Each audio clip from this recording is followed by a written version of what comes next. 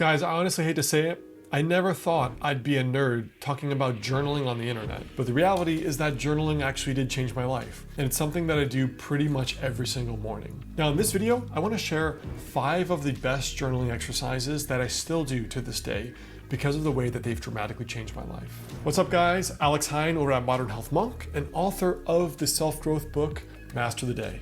Let's jump in. Now, the first exercise I call intuitive scripting. Intuitive scripting, the purpose of it is basically to journal on a gut level what you want to do and what you want from life. And you know, in some of my other videos, we've talked about Martha Beck, who talks about in her book, Finding Your Own North Star, how to stay connected to like your gut instincts. I used to write down, what do I feel when I feel disconnected, not on the right path? And what do I feel when I feel reconnected? For example, when I feel connected, life becomes fun and easy. When I feel yes, I feel nuclear energy, a relaxed click feeling, health problems go away, magnetic attraction, a natural high, time flies. And so intuitive scripting is all about writing, like, when I feel good and I'm aligned and I'm on the right path, what do I feel? And then at the bottom, you can write down what those things are for you. Maybe going for a hike every day does that for you, or like a salsa class once a week does it for you. Just by learning to recognize your gut instincts and avoiding the disconnected self. This is one of the best ways to stay aligned with the life you truly want to be living.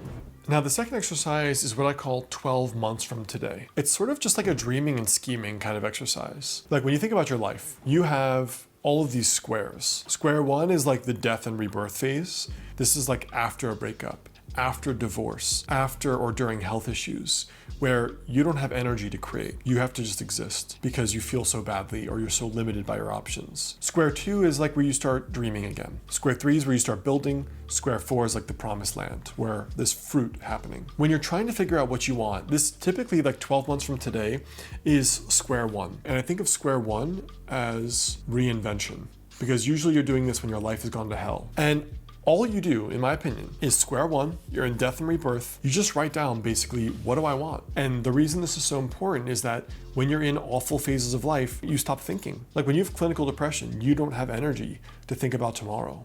You just have to get through the day. 12 months from today is so fun because it's purely like pie in the sky, dreaming. What do I love more than anything? What would bring that life force back into my body? And you can think of it as life is in these cycles. The third thing is called the one thing.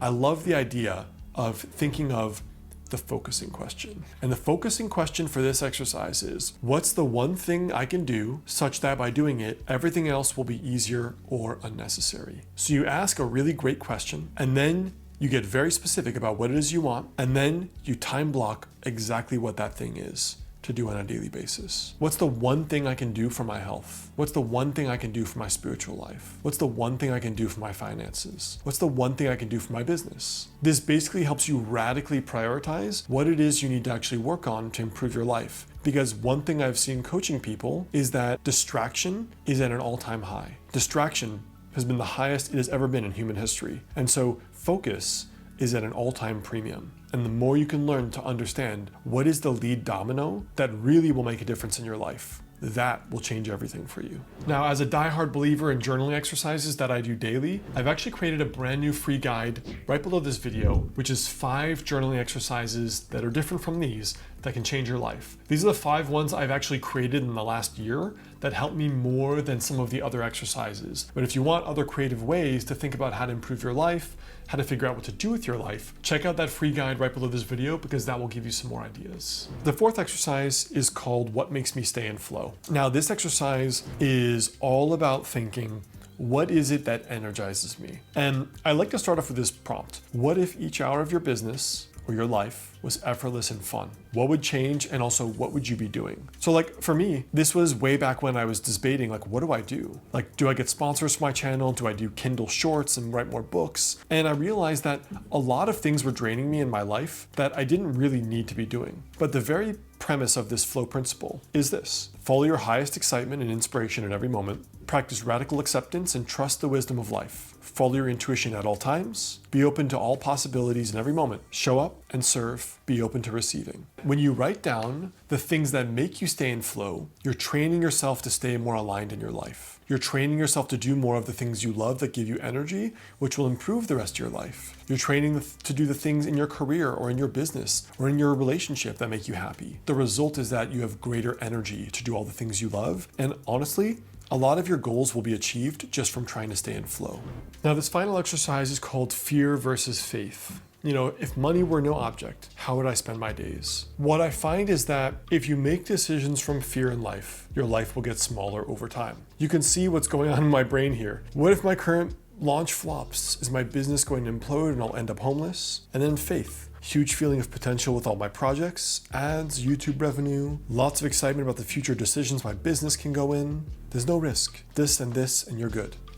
Fear versus faith is really important because whether you're spiritual or religious or not, the more you make decisions from faith, the more you are likely to succeed long term. And the more you make decisions from fear, the less likely you are to succeed long term. Write down all your fears. Starting that YouTube business, changing careers, leaving your marriage.